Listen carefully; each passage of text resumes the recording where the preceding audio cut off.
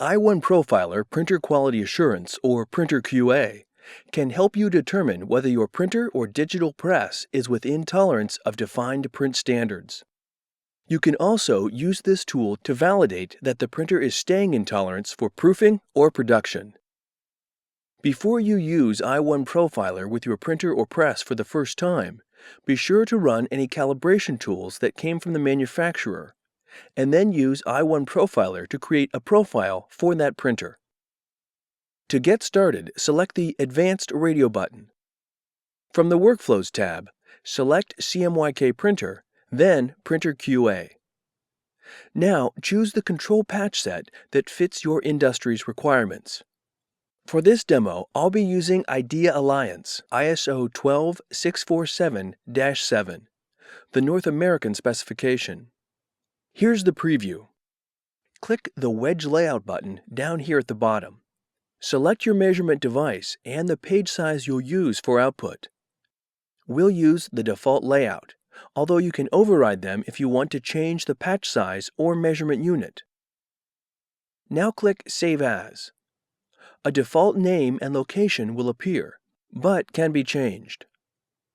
OK, go ahead and output the file on the device you want to verify, such as a proofing system or digital press. When it's done printing, click the Measurement button. If your device is not calibrated, you'll be prompted to do so. Place the i1 Pro in its tray and click Calibrate.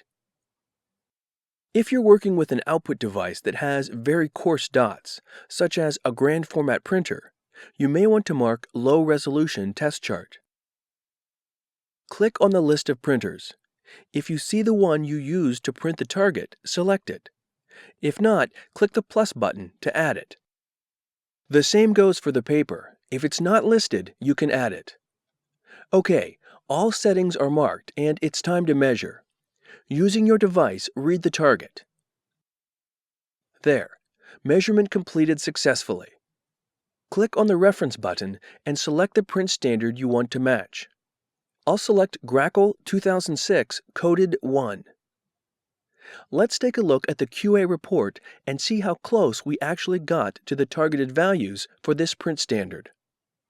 Each print specification, Grackle, Swap, Fogra, has target values of how those combinations of ink should measure, plus a tolerance, or how close is close enough. The upper left is the expected color, and the lower right is what was actually measured. A quick glance down the middle shows which areas passed. They have a green check. Let's take a closer look at the numbers. Under Average Delta E results, you'll see the total difference for all of the patches, as compared to the print standard's tolerance. This number tells you the average of all the patches on the target, and whether that number is in tolerance. Overall, it passed with a 2.67. Now, let's look at how each individual component scored. Here's the paper color as it was measured, and how close it came to the standard. This number in parentheses shows how many patches represent paper color, in this case, 1. And this is what the tolerance should be, 5. As you can see, this passed. Here are the primaries: cyan, magenta, yellow, and black. There are 4 patches that represent these colors, and they are in tolerance. The outer gamut total represents the really saturated colors. Here's what was measured and the number of patches. Overall, it looks great. It's the highest 10% that we have a problem with. See the red and yellow boxes in this image? The yellow boxes represent the patches with the highest delta E, which is noted as the highest 10%. The red box is the worst match of the bunch. That number is shown here as the max delta E of all the patches. Also, here under maximum results is the max delta E in the lowest 90%.